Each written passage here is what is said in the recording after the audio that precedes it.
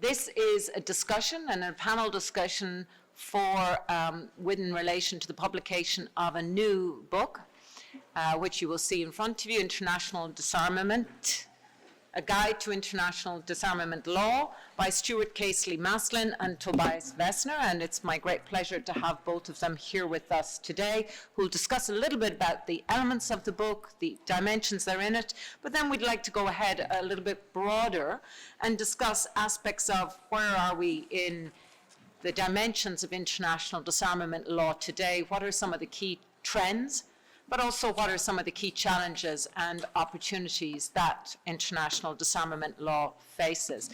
Stuart, we've heard about the challenges for the need perhaps to make a stronger case about the value of rule-governed order for states and for the pursuit of states' well-being and their citizens' well-being. But could you maybe share with us a little bit about the structure and the content of this guide and how those examples and cases are drawn out in it? Thanks very much, Dr. Duran. Thank you also to UNIDIR for sharing its expertise during the project.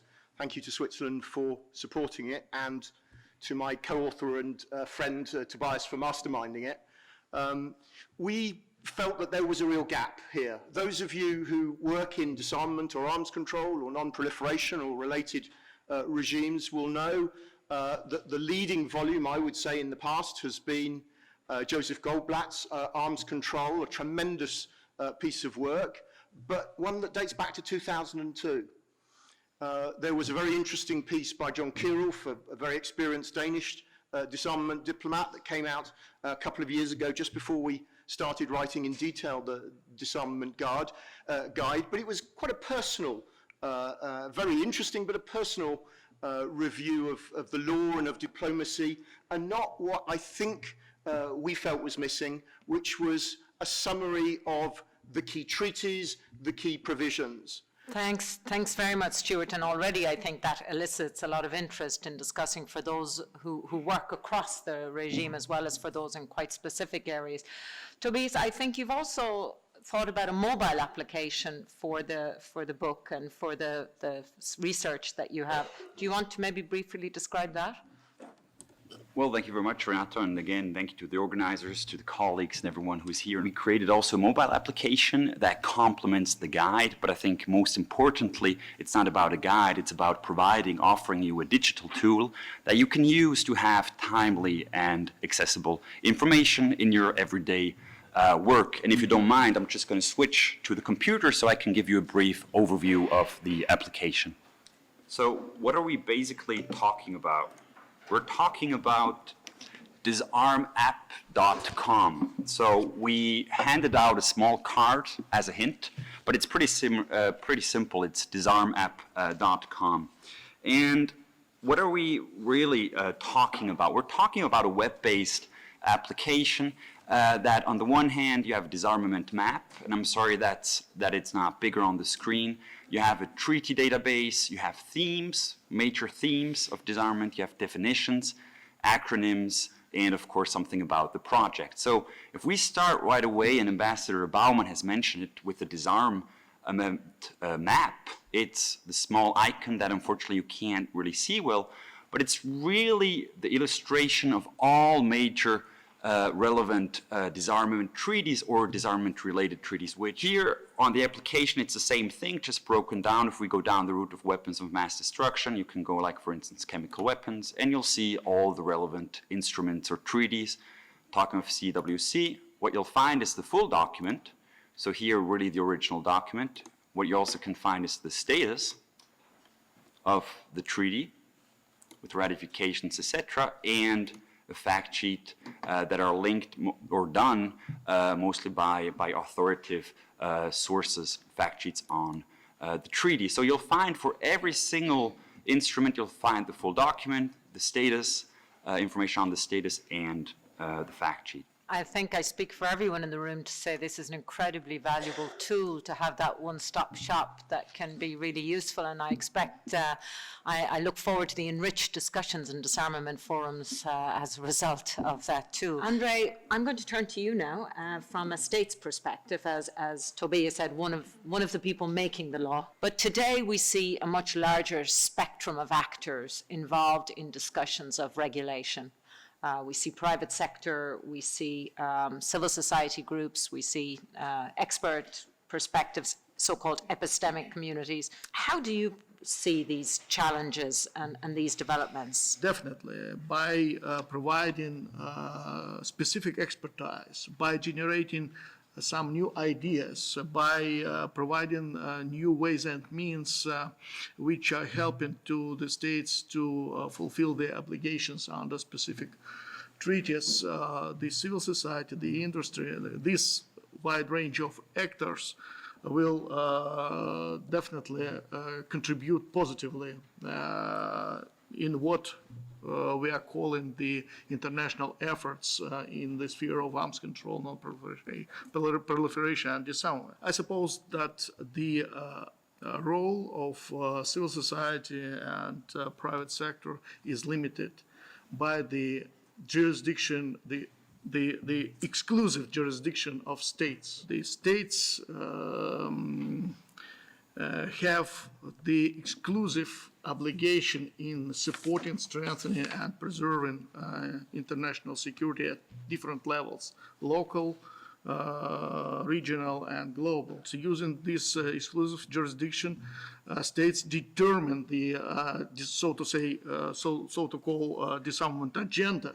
Thanks, Andre. I'm going to turn to Sylvia now. We heard from Tobias that one of the trends in the 1990s was this move towards the human at the center, the implications of the effects of weapons.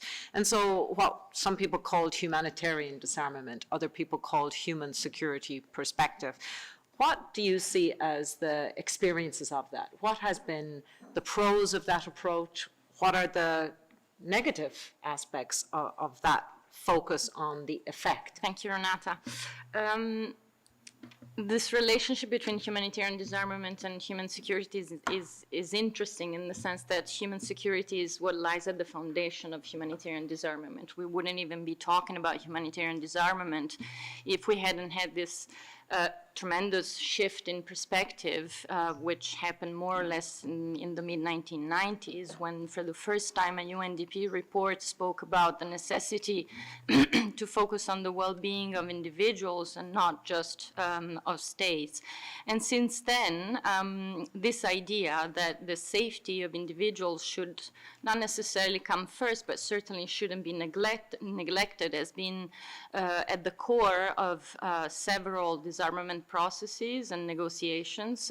Some Tobias mentioned already, so the conventions on banning landmines and cluster munitions, but it also played a key role in the adoption of the Program of Action on Small Arms and Light Weapons, partly also in negotiations of the ATT, Arms Trade Treaty, and even in the CCW, which is a forum that was born essentially to balance the imperatives of international law, international humanitarian law, with military necessity, the idea that you should safeguard individuals from risks of explosive ordnance are at the core of Protocol 5 discussions, for instance. Its power resides in the fact that it allows us to look at the same things but in a different way. So suddenly it allowed us to see that all these components that you mentioned, peace building, human rights, economic rights and what have, and development, they are part of one same idea, one same goal, and that they're not in contradiction and conflicting. Thanks so much for that, Sylvia, and I think you link up to a point Tobias made about the holistic nature of treaty making increasingly. I'm going to open the floor now for questions. Thank you all. It's a really interesting panel, and Happy New Year to everybody as well. There's a question for Tobias, actually, I wanted to raise. You spoke about phases of disarmament. I wonder if you've been able to detect any associated changes or phases in practices practices of enforcement? My comments will really just be a little bit on things that we stumbled over during the research and the consultation. So I think on the one hand, like for the NPT, you have the great powers, in particular the US, that really had its watching hand over enforcing the NPT, and I would argue doing quite a good job. You have the UN Security Council that in particular situations worked on enforcement, on compliance, etc. I think chemical weapons use in Syria, that was a pretty strong response by the international community, which I think I remember at the beginning with the red line by President Obama, there was a lot of mockery out there. In a sense, that was just nice rhetoric, but in the end, I think it turned out really a great international cooperation that made a difference. And then going back to maybe where we're more comfortable with is with the terms of treaty making. I think here you see also again in the newer treaties much more on transparency mechanisms, on verification mechanisms, and of course also of implementation support units or secretariats. So I think there is in the treaty making there is some development that shows that actually compliance, implementation, and eventually enforcement really is taking a bigger role. And of course, a topic you've mentioned, Renato, civil society monitoring, that maybe does not do enforcement in itself, but I think the rapid increase of civil society monitoring really increases information that then allows the enforcement. Thanks to everyone for coming. It's clear there is a huge amount of interest in the topic. It's a complex topic, and there's both a rich residue of past practice to build on, but also some interesting questions about where we go forward.